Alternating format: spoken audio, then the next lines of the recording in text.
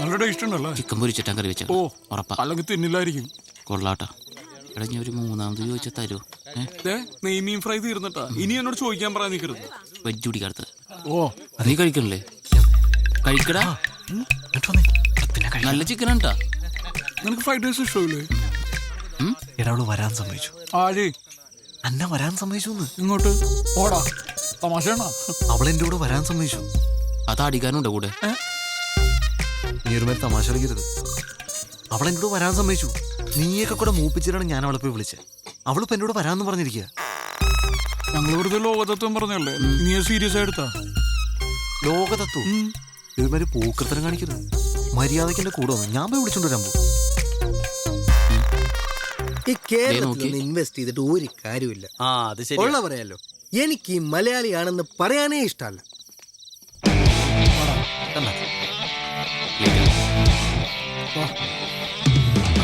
ചേച്ചി ഗിഫ്റ്റ് കൊടുക്കുമ്പോൾ സൂക്ഷിക്കണം. അപ്പൊ തന്നെ പൊട്ടിച്ചു നോക്കും. വെറുതെ നാണം കിട്ടുമോ? അതെ. നീ ശരിക്കും ആലോചിച്ചിട്ടാണ് ഈ തീരുമാനം എടുത്തത്? അതെ. ആണോ? എന്റെ മനസ്സിന് ശരിയെന്ന് തോന്നുക ഞാനിപ്പോ ചെയ്യുന്നത്. ഭയങ്കര തെറ്റായി പോയി. ആ വഴി പോവാം. വേഗം വാ. നമ്മള് ഇവളെ കൊണ്ടുപോകണം. ഇവള് നമ്മളെ കൊണ്ടുപോകണം. ഞാൻ വണ്ടി എടുത്ത് പുറത്തേക്ക് വരാം. നിങ്ങൾ അവിടെ വെയിറ്റ് ചെയ്യും. നിങ്ങൾ തൊഴിയോ? വാ സൂക്ഷിച്ച് വാ വാ. നേരെ അഥവാ ആരെയും കണ്ടിട്ടുണ്ടെങ്കിൽ ഇപ്പോഴത്തെ നടക്കാറിങ്ങിന്ന് പറഞ്ഞാൽ മായിട്ടാ.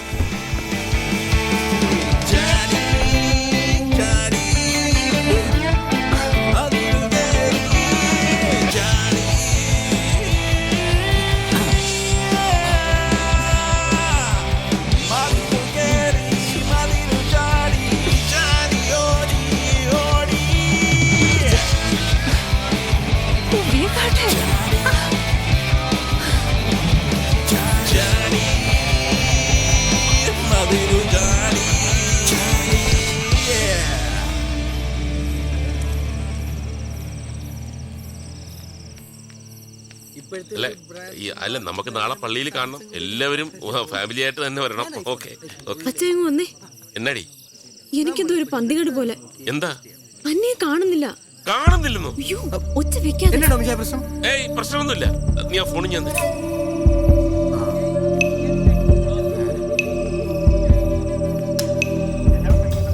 സ്വിച്ച് ഓഫ് ആണല്ലോ. ഒന്നുകൂടി വിളിച്ചു നോക്ക്.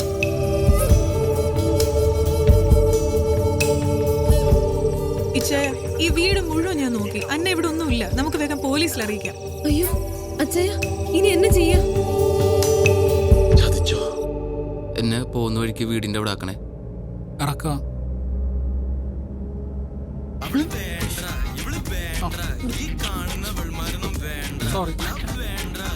പ്രണയ നിമിഷങ്ങളിൽ ഇറ്റ്സ് മീ ബിജു.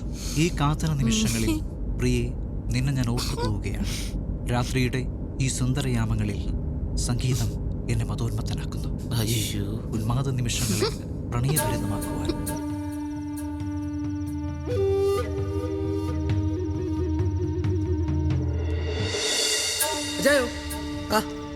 ഇതിനെത്ര വില? നീ ഫിലിപ്പച്ചായനോട് വിളിച്ചു പറ ആൾക്കാരുമായിട്ട് കോളേജ് ജംഗ്ഷനിലോട്ട് വരാൻ. ആദ്യം നമുക്കൊന്ന് സംസാരിക്കാം, എന്നിട്ട് മതി.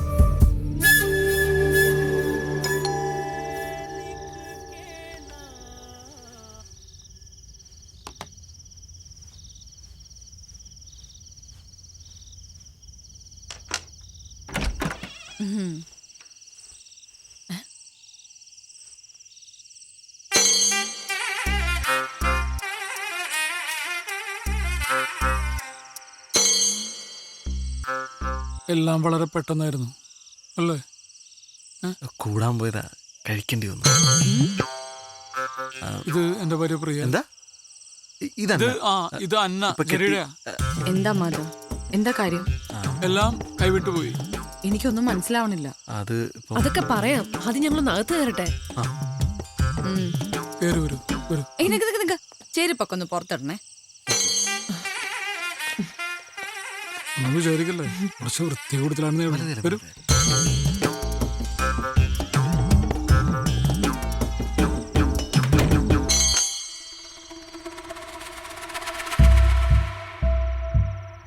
What have you done, Madhav? It's so unfair. ഇനി എന്താ ഉണ്ടാവാൻ പോണേന്ന് അറിയോ? കുട്ടി ഉണ്ടാവും. അല്ലെങ്കിൽ കുട്ടി നന്നായി ആലോചിച്ചിട്ടാണ് നമ്മളുടെ ഒപ്പം വന്നിരിക്കുന്നത്. പക്ഷെ ഇത് വലിയ വിഷയമില്ല, നമുക്ക് സോൾവ് ചെയ്യാവുന്ന പ്രശ്നമുള്ളൂ.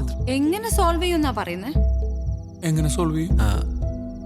ഞങ്ങൾ വേണമെങ്കിൽ ഇവിടെ അടുത്തുള്ള ഏതെങ്കിലും ഹോട്ടലിലേക്കോ അല്ലെങ്കിൽ എൻ്റെ റൂമിലേക്കോ പോകായിരുന്നു അല്ലേ? ജെറി, ഇപ്പൊ നിങ്ങൾ ഇങ്ങോട്ട് വന്നോണ്ടല്ല ഞാൻ ഈ പറയുന്നേ. ആ ഞാൻ പ്രാക്ടിക്കലായിട്ട് പറയാ. അതിന് ടെൻഷൻ ആവണ്ട. നമുക്ക് പോലീസിലൊന്ന് ഇൻഫോം ചെയ്താലോ? പോലീസിനൊക്കെ അവർ അറിയിച്ചിട്ടുണ്ടോ? ആ ഫോൺ, ആ ഫോണും തന്നെ.